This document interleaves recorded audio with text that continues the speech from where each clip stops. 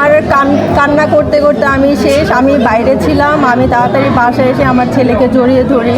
মানে আমার এত খারাপ লেগেছে, এটা আসলে কোনো মাই মেনে নিতে পারবে না, আর আমরা কেউই মেনে নিতে পারবো না যে এইরকম একটা ঘটনা মানে ঘটবে। আর যদি এই ইনসিডেন্টটা না হতো তাহলে তো আমরা জানতামই না যে আমাদের মানে ঢাকা শহরে ট্রেনিং সেন্টারটা হচ্ছে। আসলে এটা খুবই খারাপ। এইসব ট্রেনিং সেন্টার থাকবে ঢাকার বাহিরে, যেখানে কোনো মানে লোকজন থাকবে না, বাট এইরকম একটা শহরে কিভাবে ওরা ট্রেনিং করছে, এটা তো ওদের কাছে কোয়েশ্চেন আমার।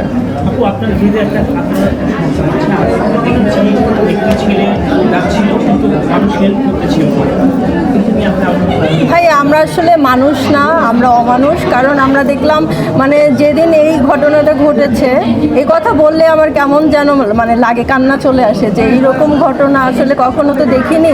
বাট আমরা আসলেই অমানুষ। কারণ হচ্ছে মানে ছেলেগুলো দৌড়ায় দৌড়ায় যাচ্ছে, বাট কেউ পানি দিচ্ছে না, কেউ হেল্প করছে না। গাড়ি ভাড়া মানে 200 টাকার ভাড়া নাকি 1000 টাকা যাচ্ছে, পানির দাম নাকি 600 টাকা বলছে। বাট আসলে আমরা অমানুষ, আসলে আমরা হেল্প করতে পারি না মানুষকে।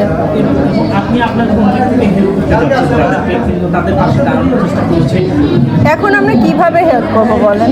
এখন তো ঘটনা ঘটেই গিয়েছে, আর আমরা জাস্ট ব্লাড দিতে পারি, এই তো, আর কিছু তো করতে পারছি না।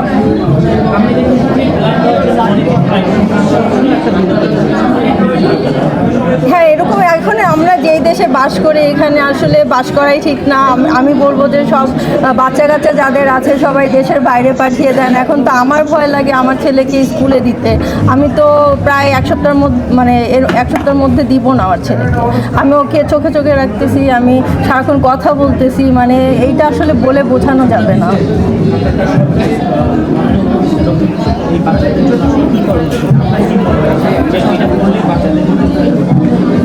এখন উন্নত চিকিৎসার জন্য যদি তাদের দেশের বাইরে যাওয়া লাগে, তখন তাদের ওখানে পাঠাবে। আর ভালো ভালো ডক্টর যেন আসে সবাই, এই তো, আর কি করতে পারবে সে। আর এমন ট্রেনিং সেন্টার যেন মানে বাংলাদেশের ঢাকা শহরে যেন এরকম আর ইনসিডেন্ট না হয়, এটাই আমার বলার আছে।